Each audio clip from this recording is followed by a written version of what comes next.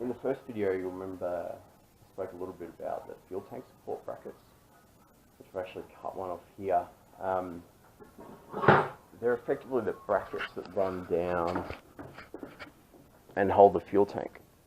So this fuel tank brace has been cut off, obviously, because it had been welded on in a previous repair, and getting the original spot welds out wasn't practical. So I've ended up having to cut the front brace off, but effectively it's just this little, it's not even a box section really, it's almost like a U section with a little up kick on it to basically put spot welds through onto the body panel that wraps all the way around. So these are quite badly damaged, as you can see by this one here. And initially I was thinking that I'd have to start from scratch with these ones. But I actually messed around with it last night and cut this one off, which this one was actually the worst side, this left side. And actually was able to beat it out pretty easily, which I was pleased about. And I had been agonising about it quite a bit because I wasn't too sure.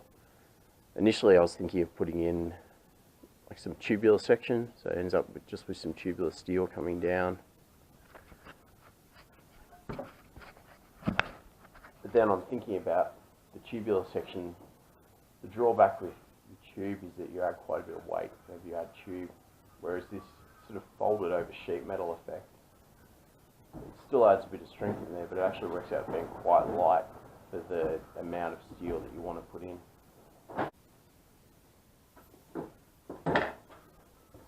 So I've got that damaged remainder of the front quarter off, so you can see this isn't too badly creased in comparison to the other side. So but you can see it's definitely out of shape. It's sort of been rounded and twisted. This panel, which should come out almost like a right angle like that, has been bent right back over as well. So really I'm just going to have to try and work this back into shape as best I can. And what I ended up doing with the other side, which I was really surprised about, was I ended up just using my small bench vise. So this is just a real cheap bench vise that I used for, I got this pretty much just for doing lock wiring and things like that, so I could really just run a bolt in there. I've got some soft jaw vice grips for it as well, so I can do some things like hold cartridge materials with forks and stuff. I haven't done much of that lately, to be honest. So it's kind of ended up being a good size for it with the size of the jaws. I can really get that centerpiece in there and kind of work it. It's also got this little flat bit at the back too. So all I'm going to try and do here is just really utilise the shapes in around the jaws and around the back,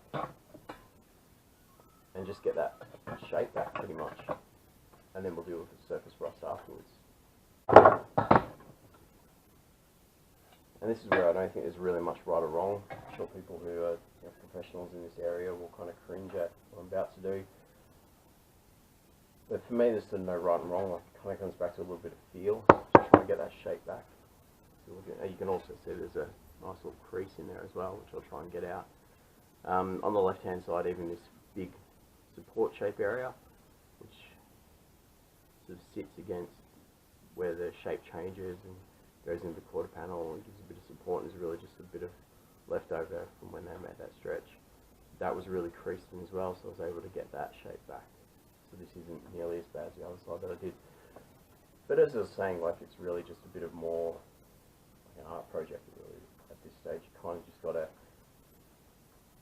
hammer it and get it to the stage where it regains the shape that you originally want.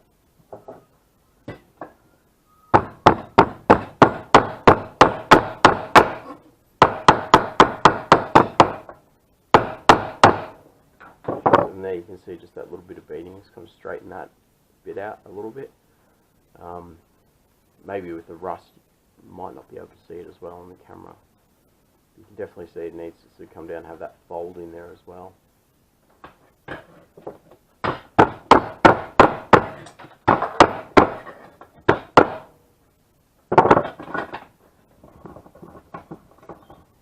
just use these vices just to squeeze that shape down. Just try and get some of that back too, because that really wants to be that flat along there.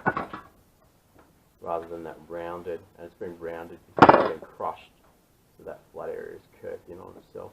Apparently listen to what the new Samsung phone is doing.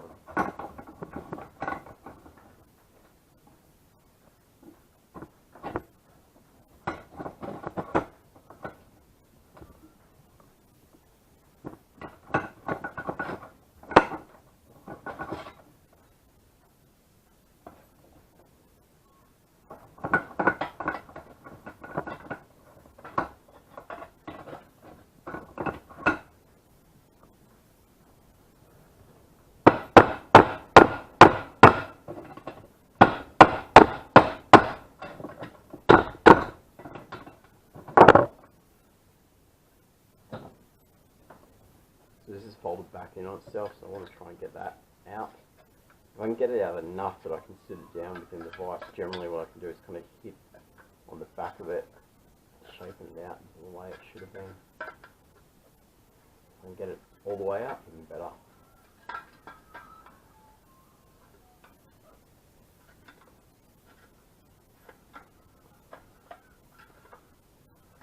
It's been bent over quite badly, so it's been a bit of a hit.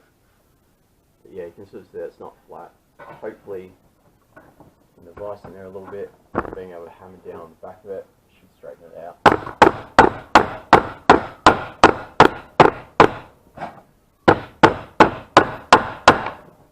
Now really all I'm doing with the steel on the vise is I'm actually pushing down into it, so it ends up sort of becoming a shape. So I'm not really looking to shape with the hammer, I'm looking to shape more with the steel of the vise, and you do the same thing with a lot of dollies and things like that.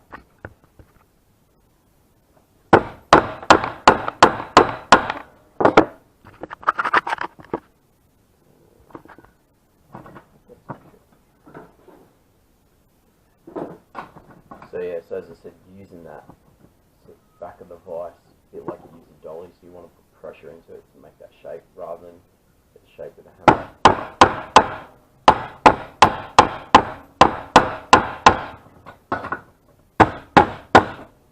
You see that's starting to straighten out, but the back's still quite curved. Just work along with that. I've just got a really cheap body panel hammer kit.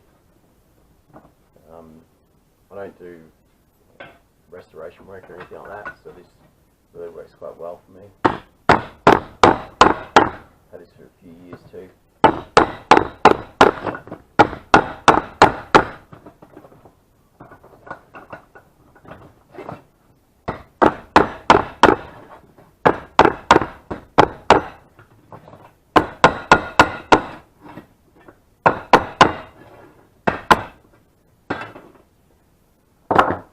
Yeah, so it's looking a lot more square than where we started. Still got a fair bit of shape through here that's distorted, but it's starting to come pretty good. Again, as I said, it's really just a bit of freestyle, just trying to get in there, figure out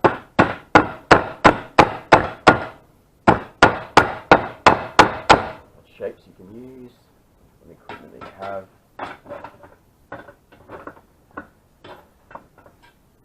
Good idea to wear eye protection for this.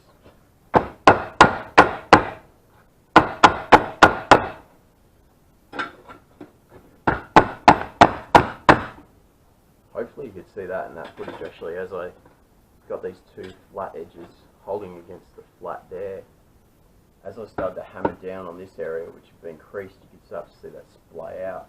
And I could really feel with my hand the shape start to correct itself. So that's an area where I'm using more the hammer for the shape. Flat side probably better. So I've got that big crease curve point out in that. Now from here, again I've got that bulge along there. So this is going to be a bit fiddly. So just try and stretch that back into shape.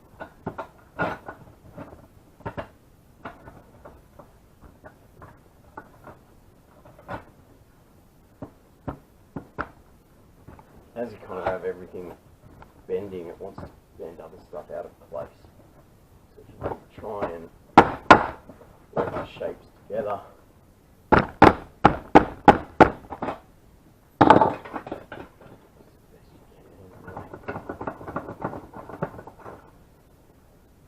You can see shadows in the original paint and stuff, and the original kind of crease lines from the original factory pressings.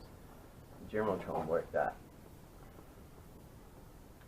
point. So what I've done here is I've tightened up the vise along where I can see where was that factory creasing and that factory pressing. So I know that the other side of the actual vise teeth is holding in the right line. And then what I'll do is I'll start to try and work that down.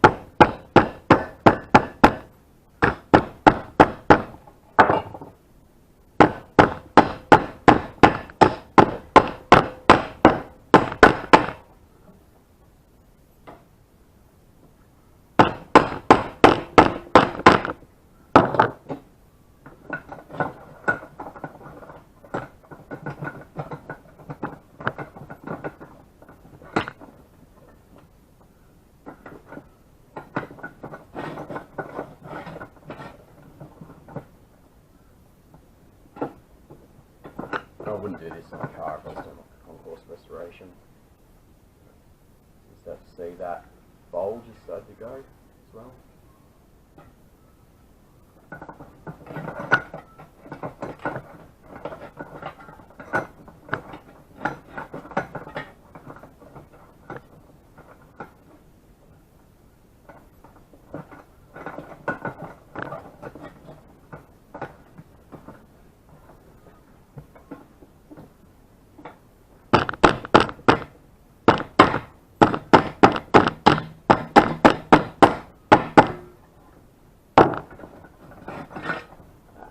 Ugly. You can start to see it's really starting to get the shape back now. Some more squared off edges. Compare that to how we started. It's starting to look a lot more like it should. Added in some creases of my own in there, just because of how it's come back into shape. Starting to look right. So what I'll do is I'll start to line that angle up on where I cut it off. I'll just get a gauge of like if it's sort of running in the right direction.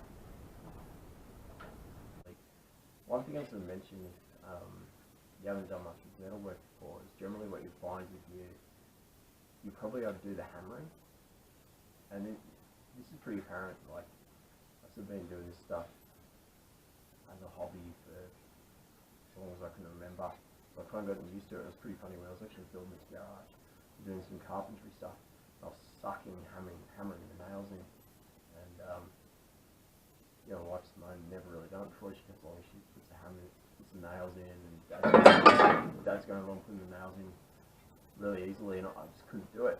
And what I realised was all the years of hammering metal meant the main strength and control that I'm putting in the hammering is really coming from that elbow and that forearm. So you get that control by just going in like that. Whereas if you're used to doing other sort of hammering, whether it's hammering stakes in the garden or carpentry sort of stuff or DIY stuff, what you'll do is you'll sort of hammer from your shoulder to get that force through it. So just be mindful of that if you find yourself you want to go out and you want to try do some metal work and you haven't done it much before and you pick yourself up a hammer and a dolly set.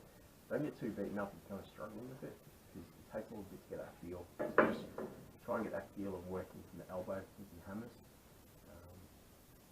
because that's the main thing, because a lot of people just find that they're putting too much force in it and they're not really controlling the force they're putting through their hammers and their dollies. So yeah, really try and work from that elbow, get the control.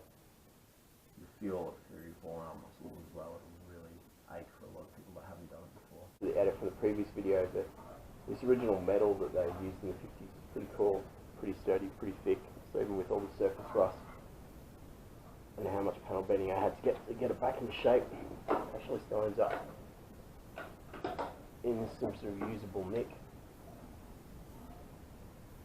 My friends from the UK, Europe and certain parts of America will probably freak out if there's still a bit of surface rust on there. I'll put a rust converter treatment on there, and to make that most effective you actually need to leave a little bit of surface rust. What I've tried to do is take off like the real scaly stuff, and then what I do is I just give it a brush, take as much of the dust off as I can, get it out before I put that rust converter treatment on there. if you're in a climate where there's like salt on the roads and a lot of moisture and things like that, and cars are really prone to rust by default, then yeah, you wouldn't be able to get away with this sort of treatment. A car that will spend its life doing hill climbs and on the racetrack, yeah, that would do the job.